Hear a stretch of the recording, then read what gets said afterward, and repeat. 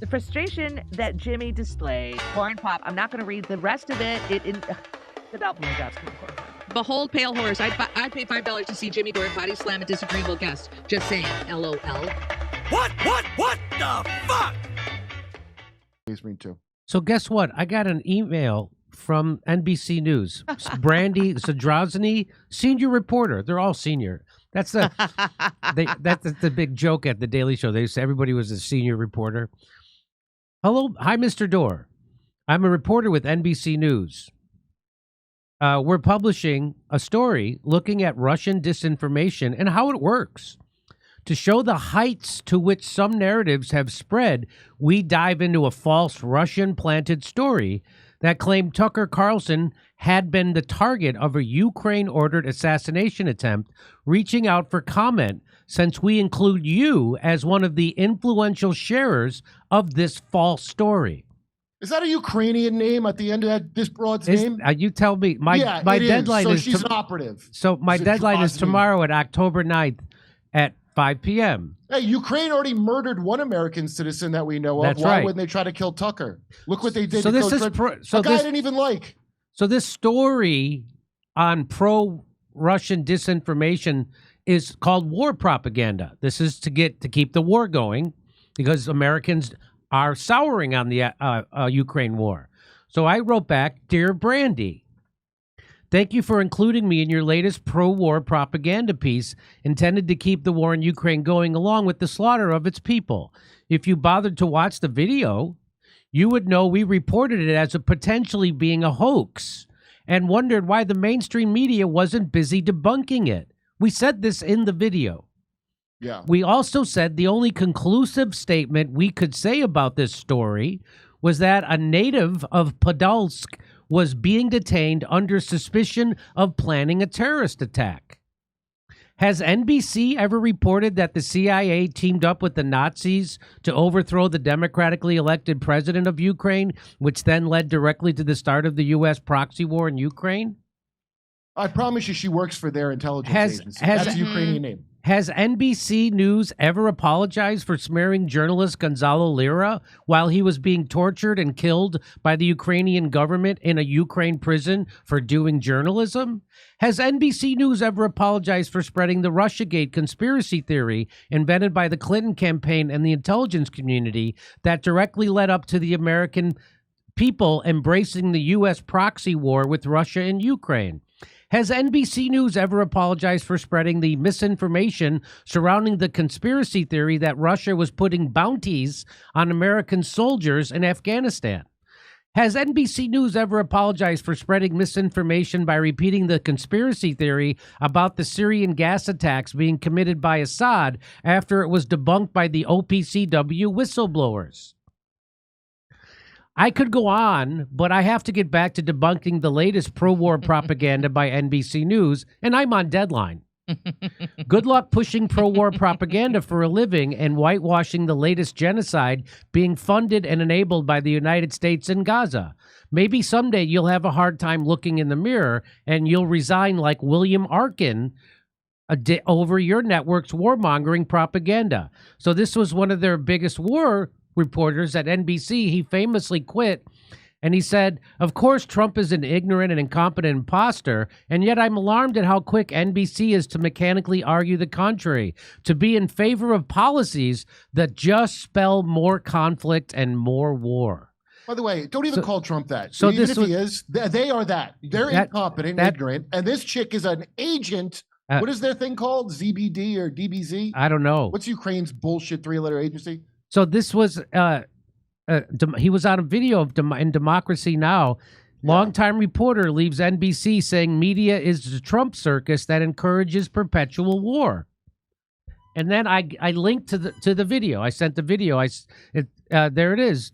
Sincerely, Jimmy Dore. So this is how war propaganda works. And that person, as Kurt points out, I wonder if that person at least change your obvious Ukrainian name, okay, to be a fake journalist doing a fake story. At least change the name. See if Brandy Zadrozny on Twitter. Zadrozny on Twitter. See what her Twitter bio says she is. There's no way that's a real reporter. It's somebody's intel agent, 100%. They have them planted all over the media, especially at NBC News. Especially at NBC News are the biggest, most blatant warmongers. So all I got from this is that they definitely tried to kill Tucker. That's what we can discern from what this dingbat wrote to you, scumbag. It just says she's a senior reporter at NBC News. Yeah, it's not. It's a fake. It's a Drozny. Fuck you. She looks young and fun. Oh, here it is. Comes right up. I don't know. I think there's a good chance she's an American. Yeah, it's still an agent. Still an asset. She lists her. She has a New York phone number. She lists her phone number on her Twitter, which is weird, wild. But a lot of journalists do that. They have a special phone number for tips. Oh, this chick. Yeah, she sucks. We've shown her a bunch of times. The one that looks like Edgar Winter. You know, the so she's albino. Big. She's big on the January 6th. Mm-hmm. She's all the bad things about the corporate pro-war bought by the big pharma, Wall Street, and the military-industrial complex. That's what that is. Oh, I wish I would have. Hey, Brandy, I bet you're an MK Monarch asset. An albino like you.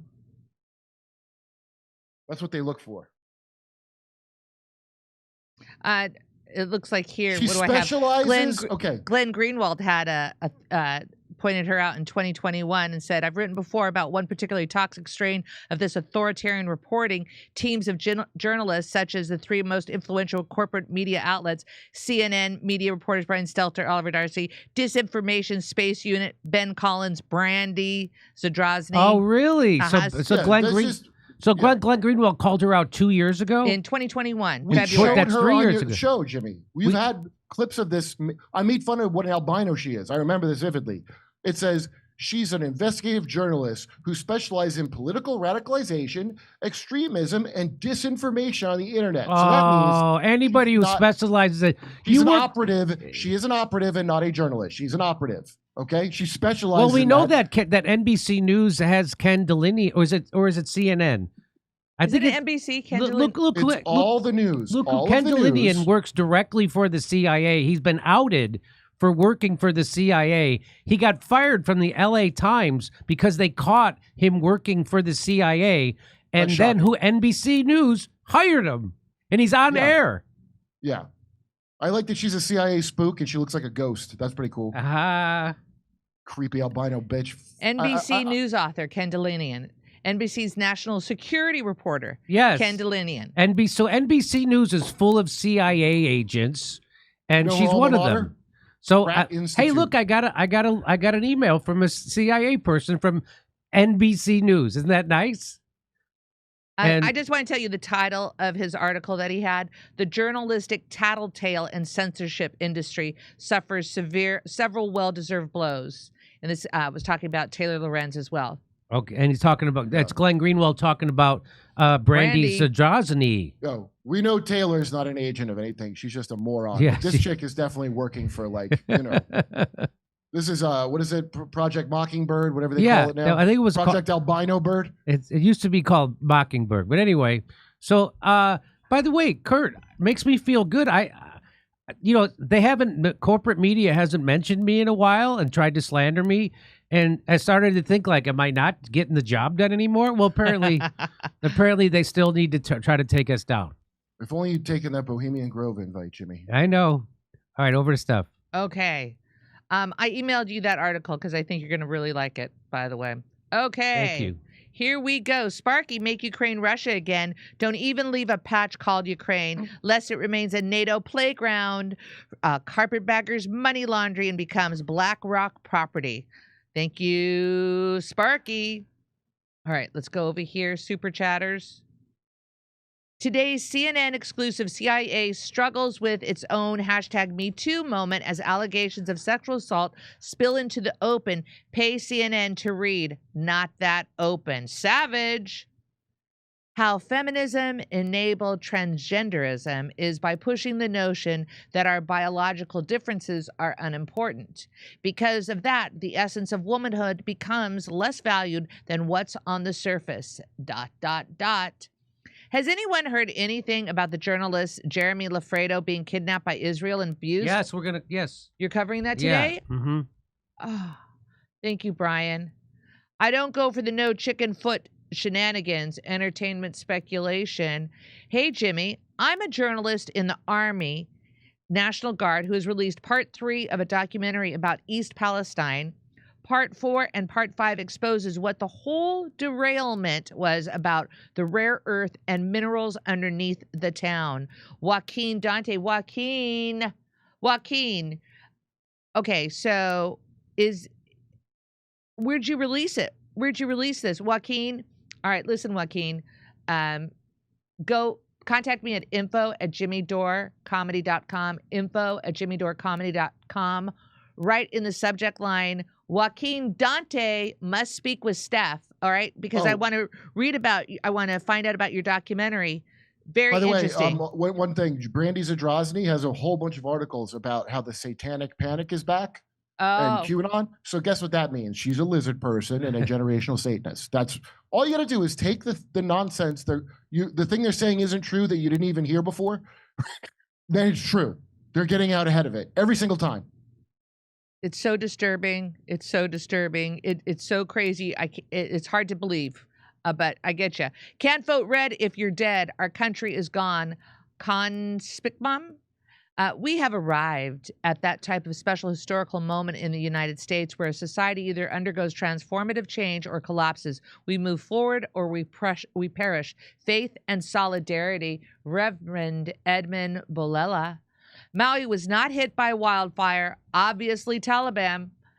Hobo Jesus. Sparky, love right back. Can you talk about the fires in eastern Wyoming? Another land grab for minerals. Unvaccinated guy. Welcome back, amigo. Does Jimmy watch Professor Bart K. channel on YouTube? Gritty image photography. I don't think so. Jimmy, does that sound familiar, Professor Bart K? No. Okay. I guess we should check it out. Jimmy, Steph, Kurt, what are the chances you think they'll dump Harris and replace her with Waltz at this point? Paper junk. Not going to happen. I give it 0%. Unvaccinated guy. Was the tranny blown before or after the fender bender with the gender bender? A lot of benders in that one. Unvaccinated guy. Thank you very much. All right, let me refresh. And I think after this story, we're going to go to Rumble. Okay, come to me. Back to Jimmy. Come. Learn about in school. Martin Luther King Jr. Martin Luther King Jr. What'd he do? He died for our sins. No, that was...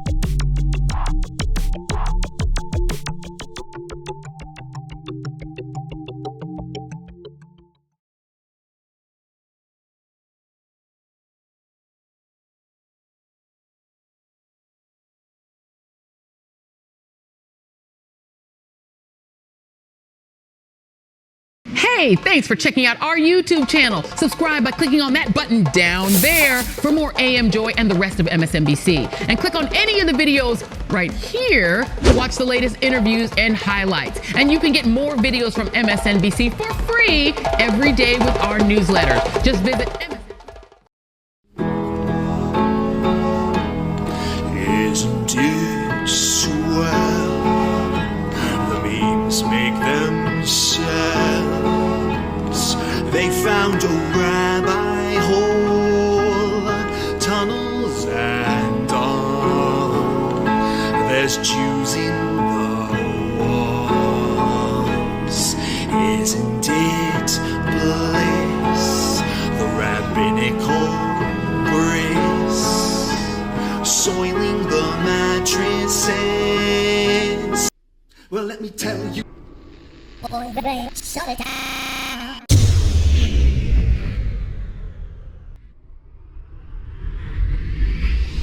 If I were Rabbi Shmuley and diddle diddle diddle digga digga diddle diddle dum, all day long I'd diddle little bums. If I were a Shmuley man, I'd peddle all my dildos, dreidel dildos, selling dildos with my daughter and her mum. If I were a Jewish Shmuley man, I'd be digging with a dildo in my bum. I'd wear a grotesque nose and go grab some goyim right on the nipple with a pinch. A Shabbos lap dance brace for the youngest mensch. At this time, more than any other time, you know, revolution is necessary. It is necessary. Not only based on what has happened with the MOVE organization, you know, the babies that have been murdered, you know, MOVE adults that have been murdered, bombs being dropped on us, but past that to what is happening with all black people, so-called minority people, you know, money poor people. You know, this government, as has been said earlier, has waged war on us. But you know, something about us, particularly here in America, we don't really understand that. You know, we don't really know what war is. You know, for black people, for poor people, that people see as good, that they wasn't forced to do, that they didn't do to try to keep black people appeased, you know, and calm down so that black people wouldn't riot. A prison situation is a crystallized example of that. You can make phone calls in prison. They have movies in prison, but they don't have those things because they just want to be nice to prisoners. They have those things because they know damn well if they don't have, you know, people being able to contact their family, if they don't have, you know, facilities for people to sit there and watch movies, people are going to be frustrated, upset, and they're going to direct that frustration at them prison administrators, and they're going to have riots on their hands. You know, they're going to have people in them prisons turning them prisons out. That's why they have movies. That's why they have access to phones the way they do. And a stop to it when we don't like it, or encouraging it when it's something that's in our interest. You know, we have to call the shots. The people have to take the reins of this system and start dictating, you know, what we need, what needs to be done. And, you know, taking the initiative to do it ourselves. We can't rely on this system. I mean, you know, don't people see what's happening? Every single confrontation that MOVE people have been involved in, every single issue, you know, oppression, economic issues, every single issue facing our people, you know, is something that can be dealt with very, very simply. All people got to do is make their wishes known. All people have to do is stand up and say, listen, we're not accepting that. Unity is the key. Unity is the key to revolution. Revolution ain't nothing to be afraid of. It ain't nothing to shy away from. Revolution, contrary to what officials, you know, this system and those backing the officials running this system, you know, want people to believe that revolution means violence, you know, means blood in the street. I'm saying it can get to that point, but it don't have to be violent. You know, when people come together and take a strong stand on an issue, this government don't have no choice but to listen. Where you think they get their authority from? They don't have no power, but they do have authority to do certain things. Where you think they get it from? They get it from us, from the people. You know, they get it from us accepting the things that they do to be done to stop it. Then you have some people who want to then turn around and say, yeah, well, you know, it's the best we have, and want to make excuses. The time for excuses is over. It's over. You know, every man, woman, and child has to be involved in this revolution. Not only has to be, but is, whether you want to be or not. I mean, our babies gave their lives for this revolution on May 13th. You know, men, women, and children were murdered. And not just move babies, you know. What about all of the young men, women, you know, children 8, 9 years old shot down on the street by cops, you know, by drug pushers? I mean, you know, where do you think that mentality comes from? It comes from this system, from the mentality of this system of getting over, you know, making a quick buck, you know. I'm saying that's where that needs to be done to stop it. Then, you know, what I want people to really, really understand is that it's past time. It is past time for poor people, black people, you know, to realize that this system has failed you. It has failed you. You can't get nothing from it. And what people got to do is withdraw our support from it and start doing for ourselves. That's what we got to do. You know, how long are people going to sit back and beg, you know, this government to do what's right when for hundreds of years all you've gotten is a slap in the face? All you've gotten is this government kicking your ass. That's all. That's all black people have ever gotten from this government.